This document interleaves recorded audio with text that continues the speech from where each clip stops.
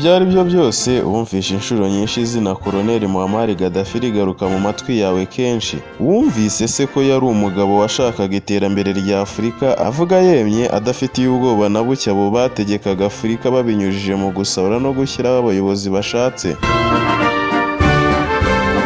Uyu munsi reka turebere hamwe byinshi ku rupfu rwa Muammar Gaddafi. Ese ni gute yisanze mu mwobo mu butayu bwa Sirte ahigishwa uruhindu n'abantu yigeze kuyobora? Ninde wamugambaniye? Kuki ibihugu bikomeye by'isi byari byaramuteye umugongo bikamwihinduka?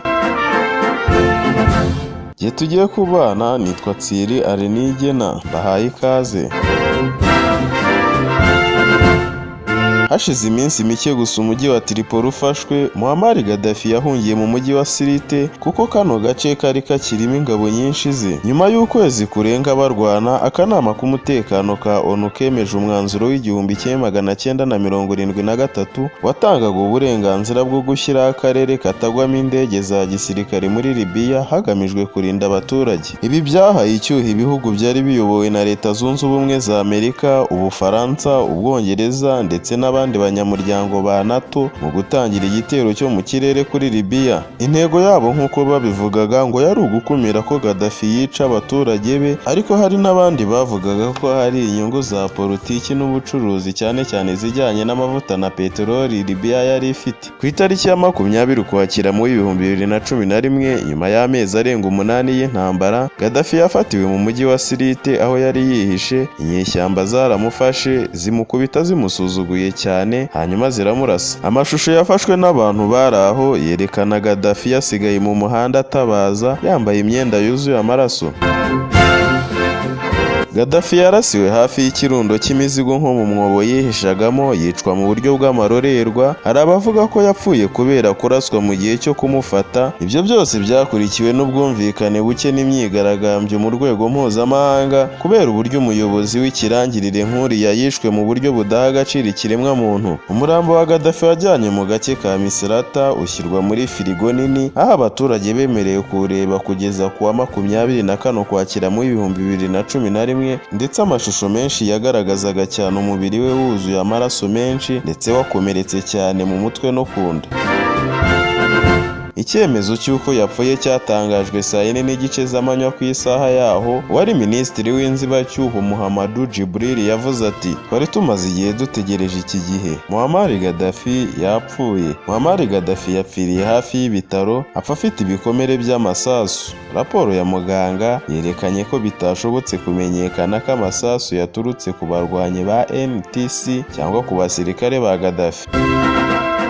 NTC yavugaga ko umurambo wa Muammar Gaddafi uzasubizwa umuryango we, ariko nyuma washyinguwe mu ibanga mu butayu kwa 25 Ukwakira mu 2011. Gusa hari amashusho yerekana ishyingurwa rye hamwe n'amasengesho ya Kisilamu.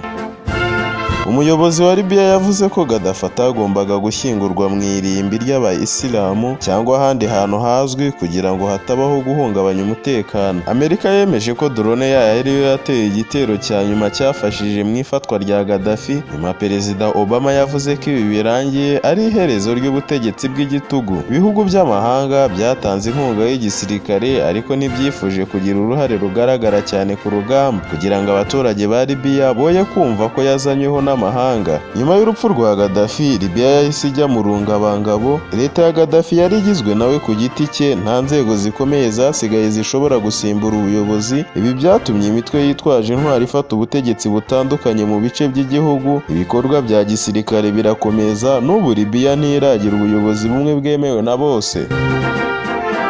Gaddafi yari yarashoboye kugenzura amoko anyuranye atuye muri Libya akoresheje uburyo bwo kubatanya ariko akanabahuza igihe bikenewe. Nyuma y'urupfu rwe, ayo moko yagiye yishakira imbaraga, buri wese ashaka kuba ku isonga. Byatumye igihugu cye kijya mu ntambara z'amoko no guhangana kudashira. Urupfu rwa Gaddafi si igikorwa cyihariye cyo kwica umuyobozi, ni igikorwa cyaranzwe n'impinduka zikomeye ku isi. Byabaye isomo ku banyapolitiki, abaharanira demokarasi, abashinzwe umutekano n'abashaka kubaka ibihugu bikomeye. Nubwo benshi babonaga Gaddafi nk'igitugu, hari n'abamubonaga nk'umuntu warwanyije ubukoloni wifuzaga Afurika yigenga. Uko byagenda kose, urupfu rwe rwasize isomo rikomeye. Nta butegetsi buramba igihe abaturage barambiwe igitugu, ndetse n'amahanga iyo abifitemo inyungu ashobora kubihutisha. Ndagushimiye cyane aho twabanye muri iki kiganiro. Reka ikiganiro cyacu tugisoreza aha. Reka tuzahure ubutaha.